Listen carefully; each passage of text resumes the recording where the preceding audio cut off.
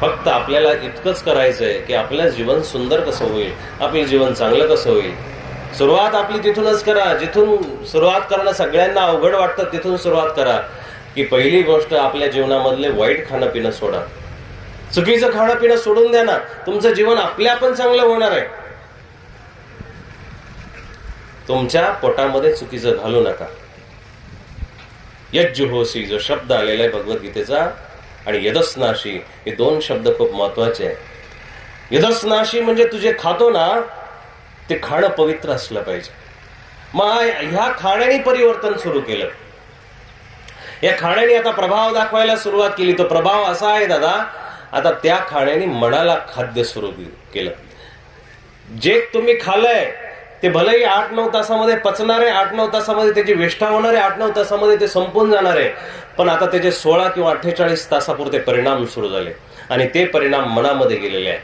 जे खाल्लंय ते पोटामधून समजा बाहेर निघेल, रात्रीतून संपणार आहे, पण जे खाल्लं होतं त्याचे 48 तास परिणाम तुम्हाला दिसणार. 48 तास परिणाम दिसणार आहे आणि ते परिणाम मनाला गेलेले आहे. मनाला असे परिणाम गेलेले की आता तुम्ही पोटाचं खाद्य तर तुम्ही तुमच्या हाताने खाल्लं, पण शरीराने मनाला खाद्य खाऊ घातलं. आणि मग जसं खाल्लं असतं, जैसा खाये अन्न वैसा होवे मन.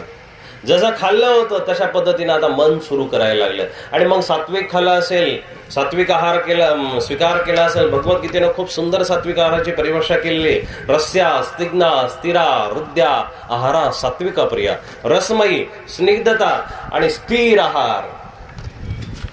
जो थंड झाल्यावरती खाऊ वाटतो, जो गरम असल्यावरती खाऊ वाटतो, तो फिक्का असल्यावरती खाऊ वाटतो, तो तिखट असल्यावरती खाऊ असतो, त्याला स्थिर आहार म्हणतात. हा आहार ज्या माणसाला प्रिय असतो तो सात्विक आहार आहे. सात्विक आहार यामम गतरसम पूतम पयोषितम चयत.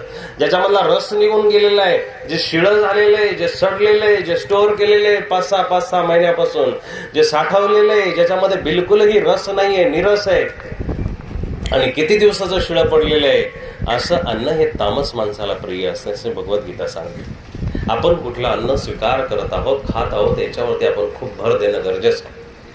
तो जर आहारावरती आपण भर दिला तर आपलं मन सुद्धा पोषक होईल, आपलं मन सुद्धा चांगलं पवित्र होईल. आणि मग त्या मनामध्ये जे भाव तरंग उठतील ना, ते भाव तरंग वैराग्याचे उठतील, भक्तीचे उठतील, ज्ञानाचे उठतील.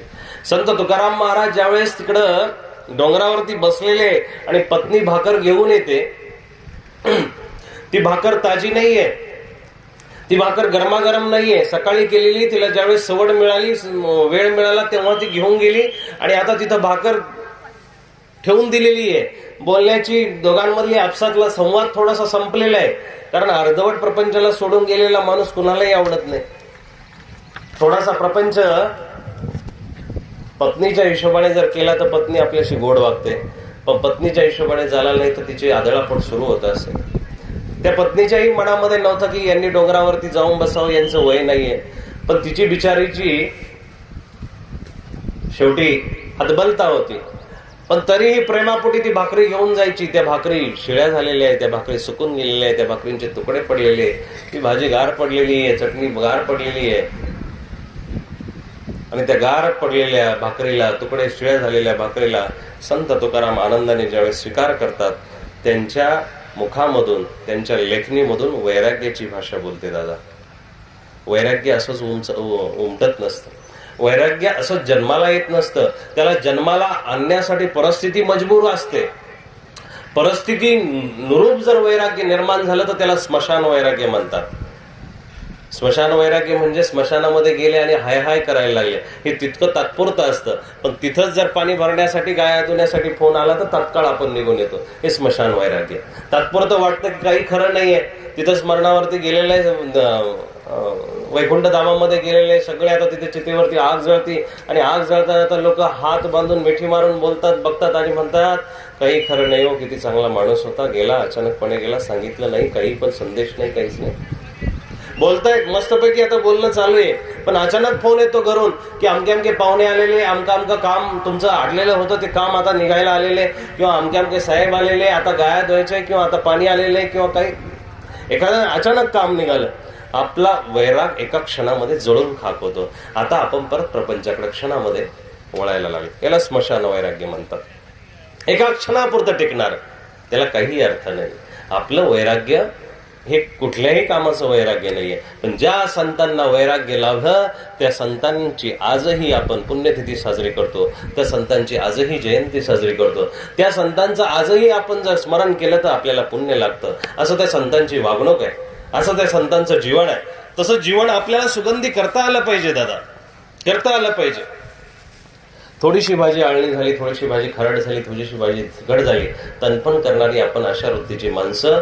कांदा मुळा भाजी ज्या व्यक्तीनं संत सावतामाळीनं म्हटलं असेल, कसं म्हटलं असेल, त्या भाकरीसोबत त्यांना तो आनंद कसा वाटला असेल, त्या जीवनासोबत कसं त्यांनी समरसता गाठली असेल. हे जीवन आपल्याला जगणं गरजेचं आहे. ते जीवन मेजर साहेबांनी जगलेले. रिटायर होऊन ते आपल्या घरी आले, परतले, आणि त्या कर्तृत्ववान जीवनामध्ये त्यांनी आपलं आदर्श जीवन घालवलं. त्या जीवनाला आठवत आठवत त्यांनी आपला देहांत गाठलेला आहे. हे खऱ्या अर्थानं हे स्मरण पुण्यदायी आहे. खऱ्या अर्थानं आपलं हे स्मरण घडणं गरजेचं आहे. विवेकानंद सुद्धा 39व्या वर्षी मृत्यू पावले होते. बरीचशी माणसं तरुण वयामध्ये गेलेली. छत्रपती शिवाजी महाराज 53व्या वयामध्ये गेलेले. तुमची आयुमर्यादा किती मोठी आहे याला काही महत्व नाहीये, याला काहीही महत्व नाहीये. कालच एक आमचे म्हातारी गेली, 104 वर्षाची होती. 104 वर्षाची म्हातारी होती. पण 15 दिवसापूर्वी लेकाचा फोन आलेला होता, बाबा म्हातारीने आता अन्न पाणी सोडलेले, 2-3 दिवसामध्ये जाण्याची शक्यता आहे, प्रवचन तुमचंच ठेवायचंय बरं का, आठवण राहू द्या. म्हटलं बाबा जाऊ दे, आणखी तिला जाण्याला वेळ आहे, 3-4 दिवस जेव्हा जाईल तेव्हा मला सांग, काय अडचण नाही, मी ऍडजस्ट करेल. नाही पण तुमच्या कानावरती घातलं, तुमची परत तारीख बिरीक असेल. म्हटलं ठीक आहे, काही हरकत नाही. म्हटलं आता 2-4 दिवसामध्ये फोन येईल. मी पण थोडासा संभाव्य याच्यामध्ये होतो, फोन आला, जावं लागेल, मोठा माणूस आहे. 15 दिवस झाले फोन काय आला नाही. काल ती म्हातारी गेली, 15 दिवस झाले फोन आला नाही. परवाच्या दिवशी फोन आला होता, बाबा आता बिलकुलही पाणी घेत नाही, कापसाच्या बोळ्याने टाकलं तरी बाहेर येते, आठवण राहू द्या बरं का, तुमचंच प्रवचन ठेवायचं. म्हटलं दादा आठवण राहिलेली आहे, फक्त पहिला हात तर जोडू द्या, आम्ही जातो आमच्या गावात, पहिलं म्हणू द्या तिला बिचारीला, तिचे श्वास जोपर्यंत आहे. आता एक गोष्ट लक्षात असू द्या, लाथा मारून कुठलीच गोष्ट होत नसते. तुम्ही मर म्हटलेला तरी कोणी मरत नसते, लक्षात घ्या बरं का. जोपर्यंत तुमचं देणं घेणं बाकी आहे, जोपर्यंत अन्नाचा एक कण घेणं बाकी आहे, श्वासाचा एक श्वास घेणं बाकी आहे, तोपर्यंत तुम्ही कितीही मरा म्हटले तरी मरणार नाही. आणि जेव्हा दाणे दाणे पर लिखाय खाणेवाले का नाम, जोपर्यंत दाना शिल्लक आहे, अन्न शिल्लक आहे, तोपर्यंत कितीही तुम्ही म्हटले, अन्न सोडल माणूस पण श्वास सोडणार नाही. श्वासाची कर्ज बाकी पाठीमागं बाकी असेल तोपर्यंत माणूस थांबणार आहे. एकदा श्वास संपले तेव्हा तो निघून जाणार आहे. आणि मग प्रत्येक दाण्यावरती हिशोब आहे, प्रत्येक दाण्यावरती हिशोब आहे की किती त्या व्यक्तीनं खायचंय आणि किती त्याने घेऊन जायचं. जेव्हा संपलं, संपायच्या अगोदर तुम्ही किती घराच्या बाहेर काढायचा प्रयत्न करा, काढून द्यायचा प्रयत्न करा, दाराचे कवाडे बंद करा, जाणार नाही. पण जेव्हा संपलं तेव्हा दाव्याने जरी बांधून ठेवलं तरी ते थांबणार नाही, थांबणार नाही. म्हणून लक्षात घ्या, कोणी कोणाचं खात नसतं, कोणी कोणाचं नेत नसतं. जो तो आपल्या भाग्याने खातोय. आणि सगळ्यात महत्वाच्या 3 गोष्टी ईश्वराने जन्मताच तुमचं नियोजन करून ठेवलेलं आहे. हा आपला मूर्खपणा आहे की आपल्याला खूप मोठ्या चिंता लागलेल्या असतात. जीवन 2 पल का समान 100 बरस का, 2 क्षणाचं जीवन आहे पण सामान 100 वर्षाचं पाहिजे. छोटीशी वस्तू घेताना आपण विचारतो किती दिवस टिकणार आहे. छोटीशी वस्तू घेताना आपण विचार करतो की ही 10 वर्ष टिकल की 5 वर्ष टिकल. छोटीशी वस्तू घेत असताना आपण तिचे पुढची डेट बघत असतो की पुढं किती दिवसापर्यंत टिकणार आहे. पण क्षणाचा भरोसा नाहीये. जीवन एक बुलबुला है, कब बैठेगा कब उठेगा पता नाही. जीवनाचं क्षण बंगोळता नीट लक्षात येणं गरजेचं आहे. आणि मग त्या माणसाचा 4 दिवसापूर्वी फोन आला की बाबा प्रवचनाचं, हो आठवण आहे, काय अर्थ नाही. मग काल संध्याकाळी ती म्हातारी आजी गेली. 104 वर्ष जगली. मी उदाहरण तुम्हाला याच्यासाठी सांगत होतो. 104 वर्ष जगलेली म्हातारी, खूप मोठं जीवन असायला पाहिजे ना, लक्षात घ्या. इतकं वर्ष जगल्यानंतर सुद्धा किती मग त्या माणसाची जीवनाची व्याप्ती असायला पाहिजे. पण नाही, 15 दिवसापूर्वी फोन होतोय की हे जाणार आहे म्हणून. तुमच्या जीवनाला, मोठेपणाला काही अर्थ आहे का? काय अर्थ आहे अशा जीवनाला? म्हणून थोडंसं का असेल फुलपाखराचं फक्त 4च दिवसाचं आयुष्य असतं, पण ते ह्या फुलावून त्याच्याकडे बघावं वाटतं ना. इंद्रधनुष्य फक्त 2-5 मिनिटांसाठी आभाळामध्ये येतो ना दादा, फक्त 2-5 मिनिटासाठी येतो. बघावं वाटतं की नाही? बघावं वाटतं की नाही? पंढरपूरला जाणारी माणसं इथून तर देवाच्या नावाने जातात, पण तिथून कळस पाहून पाठीमागून निघून येतात, तरी त्यांना पुण्य लागतं, तरी त्यांचं कल्याण होतं, तरी त्यांचं मन समाधानी होतं. किती भेटलं याही पेक्षा कुठं भेटले, किती जगले याही पेक्षा कसे जगले हे महत्वाचं आहे. तुमच्या जगण्याला किंमत आणण्याचं कार्य तुमच्या आयुवरती निर्धारित नाहीये, आयुष्यावरती निर्धारित नाहीये, तुमच्या वागण्या बोलण्यावरती निर्धारित. तुम्हाला ते जीवनाचं मर्म समजलं पाहिजे. त्या जीवनाचं जोपर्यंत तुम्हाला मर्म समजत नाही तोपर्यंत तुम्ही जीवनाला गटारीमध्येच टाकणार आहे. जीवन हा कबाडखाना नाहीये, जीवन ही कचराकुंडी नाहीये, आणि जीवन ही स्मशानभूमी नाहीये. स्मशानभूमीमध्ये हाडकं असतात, काडकं असतात, मांस असतं. जंगलामध्ये मांस असतं, प्राणी मात्र मांस खातात, त्यांच्या पोटामध्ये ते हाडकं काडकं जात असतात. परमात्म्याने आपल्याला इतकं सुंदर शरीर दिलेलं आहे, ते शरीर नाचण्यासाठी दिलेलं नाहीये. त्या शरीराला जपा, त्या शरीरावरती प्रेम करा, आणि त्या शरीरामधून असा सुगंध, असं जीवनाची परिणिती बाहेर काढा की जेणेकरून त्या जीवनाची ईर्ष्या वाटली पाहिजे, त्या जगण्याचा काहीतरी अर्थ वाटला पाहिजे. परमात्म्याने इतकं सुंदर जे आपल्याला वैभव दिलेलं आहे, ते वैभव आपल्या ते आपण त्या पद्धतीनं सांभाळलं पाहिजे. त्या वैभवाला खऱ्याच अर्थानं आपण वैभव म्हणून जपलं पाहिजे ना. त्या जीवनाला आपण हेळसांड करत जगत असतो, मग त्या जगण्याचं कोणीही पुण्य आणि स्मरण करू शकत नाही. लक्षात आलं का? मी एका लाईनीमध्ये बोलणारा माणूस आहे. पुण्यस्मरणाला गेलो तर पुण्यस्मरणच तुम्हाला शेवटपर्यंत पुण्यस्मरण शब्द लक्षात राहील. 10वा असेल तर 10व्याचा शेवटपर्यंत शब्द लक्षात राहील. वास्तविक बोलणं महत्वाचं आहे. इकडचा प्रसंग सांगितला, तिकडचा सांगितला आणि मग प्रवचन तासभराचं पूर्ण केलं नाही. तुम्हाला तुमच्या जीवनाला पुण्यस्मरणी करायचं असेल आणि लोकांच्या मनामध्ये आठवण रूप ठेवायचं असेल तर पुण्यरूप वागणं गरजेचं आहे. पुण्यरूप वागणं गरजेचं आहे. आणि मग ईश्वराला कोण आवडतो? जो आवडतो सर्वांना तोची आवडे देवाला, तोची आवडे देवाला. दीनभुकेला दिसता कोणी, घास मुखीचा मुखी घालोनी.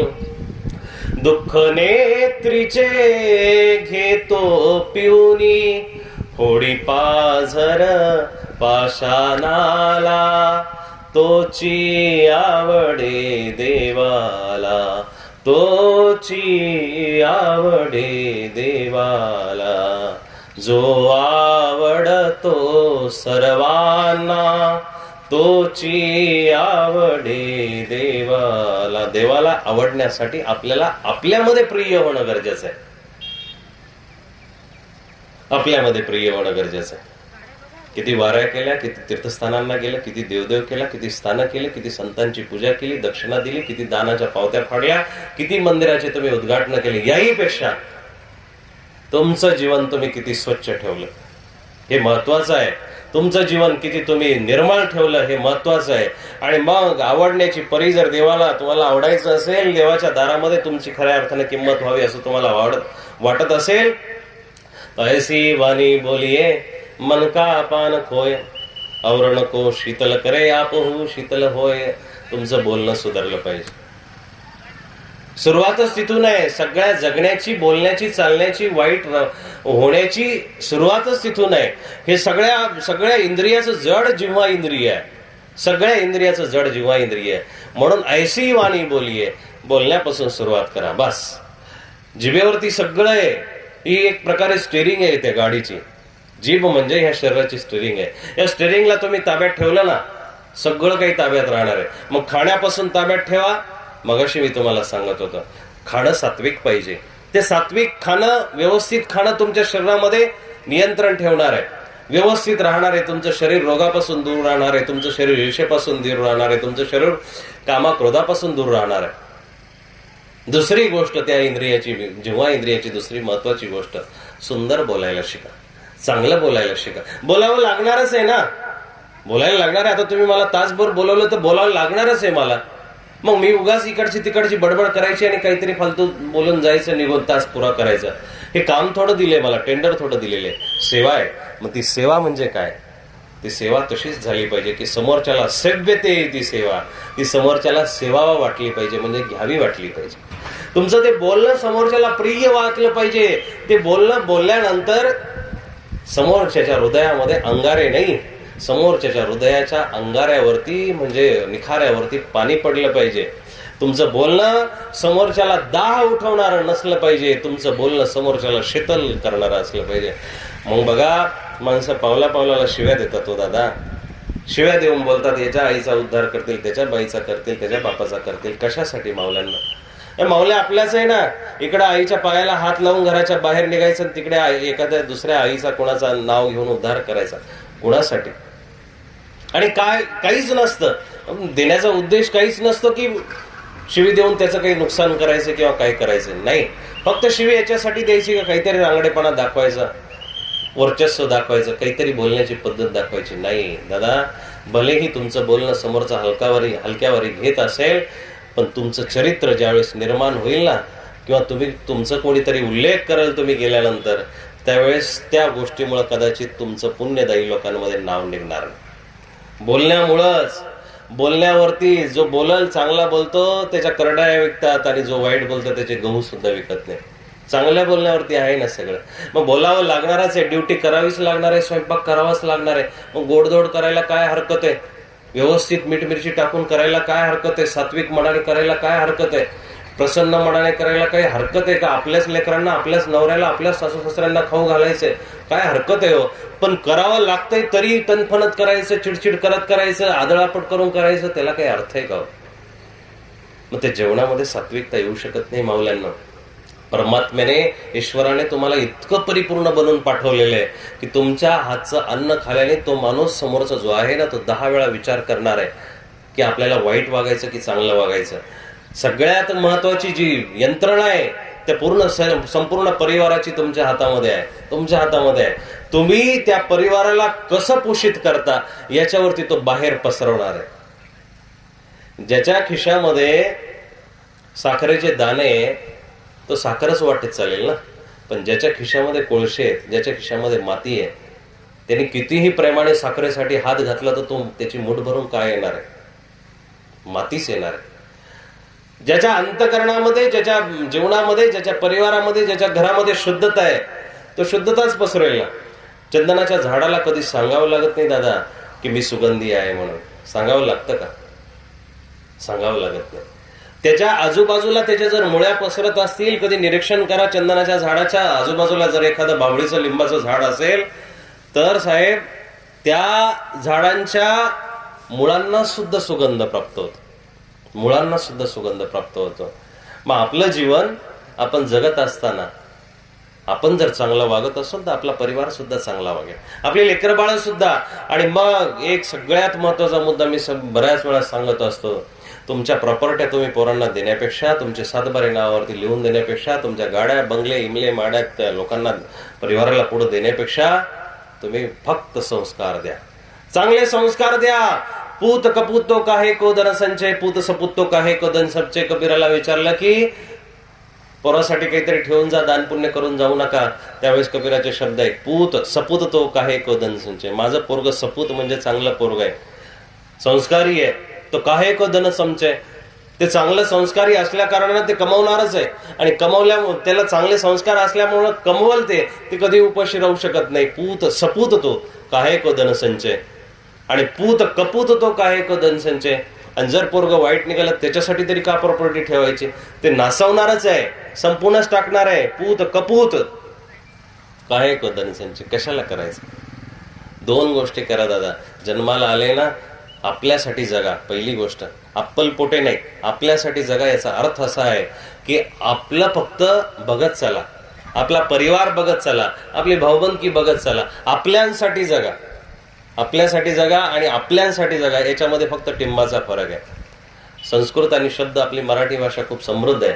चिंता चिता समाना, संस्कृतमध्ये एक सुभाषित आलेले आहे, चिंता आणि चिता समान असते, बिंदू मात्रे न फरक, म्हणजे फक्त अनुस्वराचा फरक आहे. चिंतेवरती अनुस्वार आहे आणि चितेवरती अनुस्वार नाही. चिता दहती निर्जीवम, चिंता दहती सजीवम. चिता ही निर्जीव माणसाला म्हणजे मेल्यानंतर जाळत असते, पण चिंता ही जिवंतपणे जाळत असते. एका बिंदूचा फरक आहे. म्हणून आपल्यांसाठी जगा.